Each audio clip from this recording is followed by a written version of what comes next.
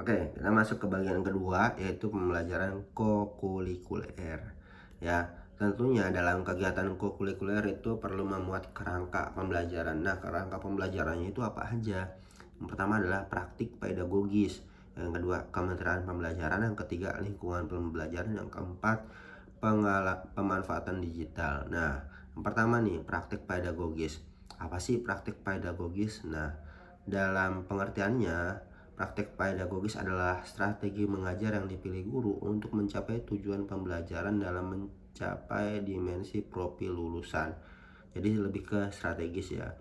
Untuk mewujudkan pembelajaran mendalam, guru fokus pada pengalaman belajar peserta didik yang autentik. Ya, gak kelihatan ya ininya ya. Ganti dulu lah. Agak tebal berarti ya. Yang otentik ya, mengutamakan praktik nyata, lalu mendorong keterampilan berpikir tingkat tinggi dan kolaborasi.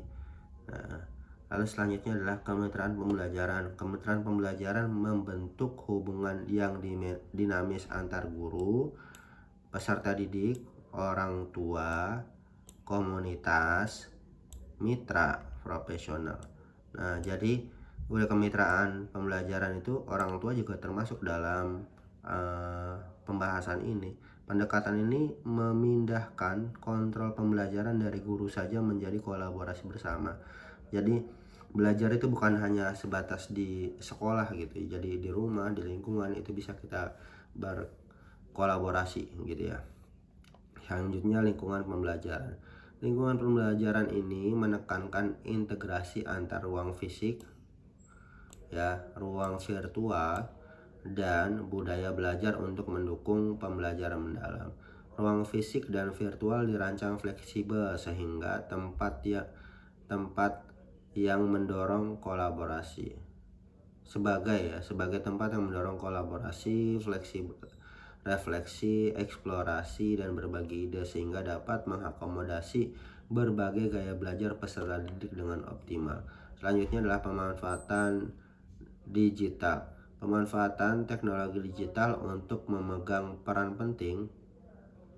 Pemanfaatan teknologi digital juga memegang peran penting sebagai katalisator untuk menciptakan pembelajaran yang interaktif, kolaboratif, dan kontekstual. Serta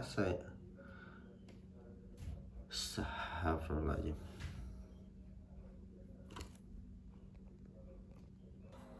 Oke, mohon maaf ya, tiba-tiba Nona kecil bangun, jadi kita skip dulu sebentar tadi.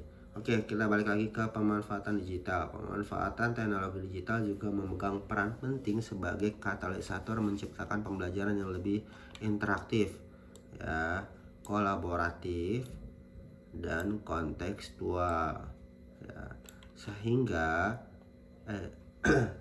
tersedianya beragam sumber belajar menjadi peluang menciptakan pengetahuan bermakna pada peserta didik. Nah, ya, jadi praktek pedagogis di sini aktivator, kolaborator, dan pengembangan budaya pembelajaran. Ini maksudnya apa sih? Jadi aktivator, guru menstimulus peserta didik untuk mencapai tujuan pembelajaran dan kriteria kesuksesan pembelajaran dengan berbagai strategi serta memberi umpan balik untuk menstimulus setiap level pencapaian yang lebih tinggi. Kolaborator, jadi guru membangun kolaboratif inquiry dengan peserta didik, rekan sejawat, keluarga, masyarakat, mitra profesional, dan dudika dalam mitra lainnya dalam nih ya. Jadi mengembangkan berbagai pengalaman nyata dalam penerapan pembelajaran mendalam. Selanjutnya adalah pengembangan budaya pembelajaran. Guru memberi kepercayaan dan peluang mengambil risiko kepada peserta didik untuk mengembangkan kreativitas dan berinovasi, dan melibatkan peserta didik dalam pengembangan pengalaman belajar serta menciptakan lingkungan pembelajaran yang mendukung pembelajaran mendalam.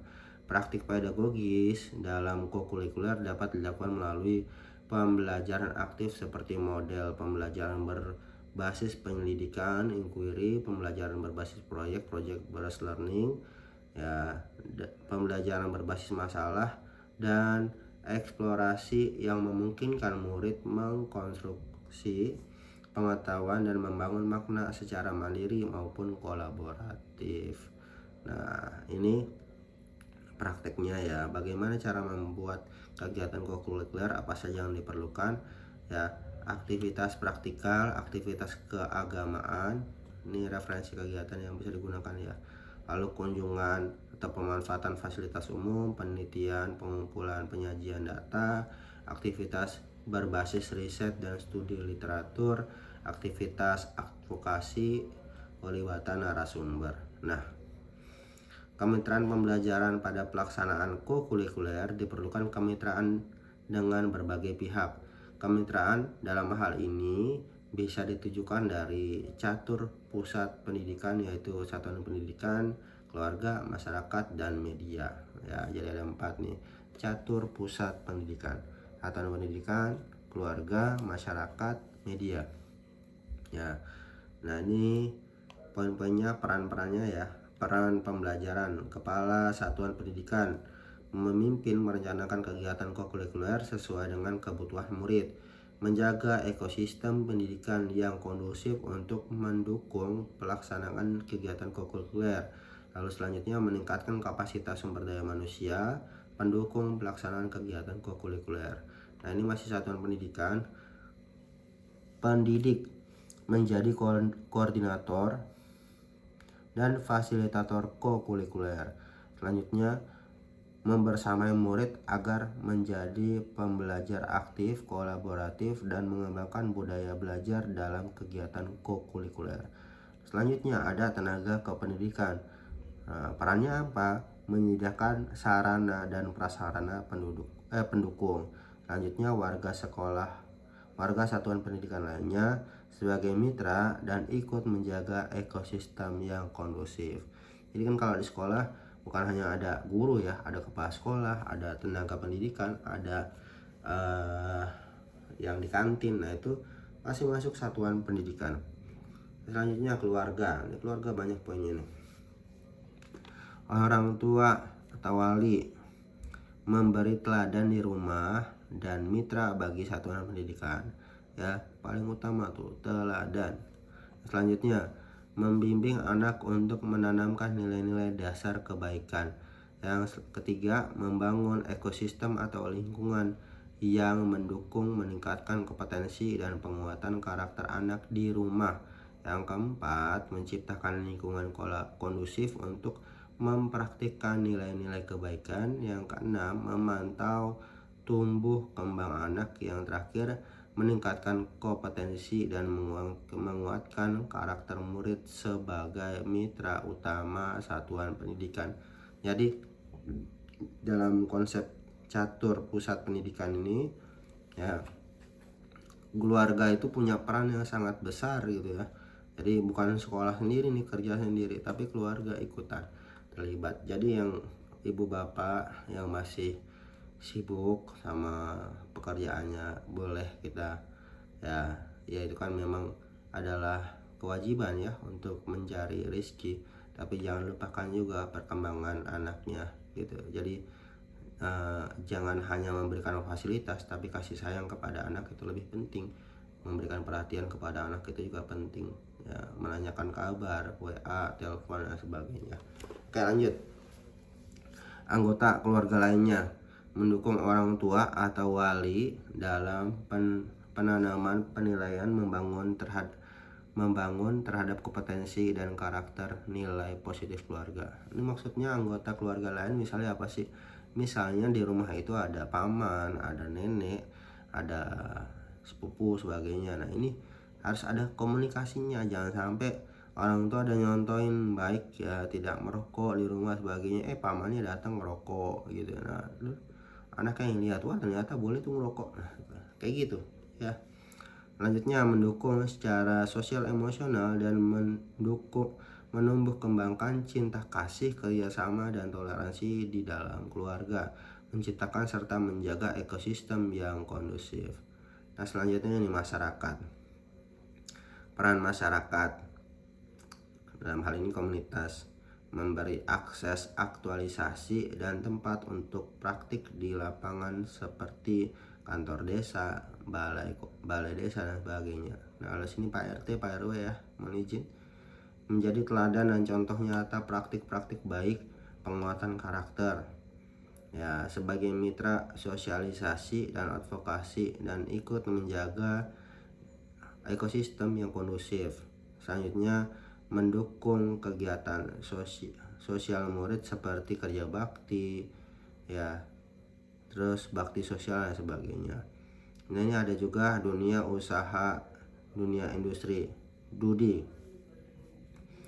menjadi fasilitator murid dengan dunia nyata sekaligus untuk membantu untuk menjadi fasilitator murid dengan dunia nyata sekaligus ikut membantu untuk magang, praktik kerja, dan sebagainya dalam rangka menciptakan kompetensi dan kemampuan soft skill. Nah, ini ada tokoh masyarakat sebagai teladan dengan menjunjung tinggi nilai-nilai kebaikan sekaligus menjadi contoh nyata yang membentuk karakter murid, ikut menjaga ekosistem yang kondusif. Nah, ini ada tokoh agama memberi teladan dengan menjunjung tinggi nilai-nilai keagamaan sekaligus menjadi contoh nyata dalam menguatkan karakter religius.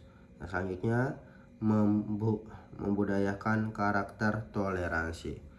Nah, ini ada peran media sosial nih. Jadi dia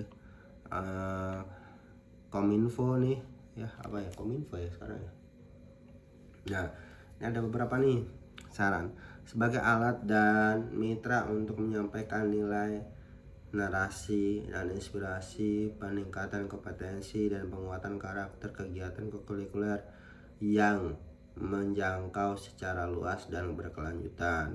Media konvensional misalnya TV gitu ya, sebagainya, menjadi alat komunikasi, sosialisasi, dan refleksi begitu. Oke, kita lanjut ke bagian ketiga.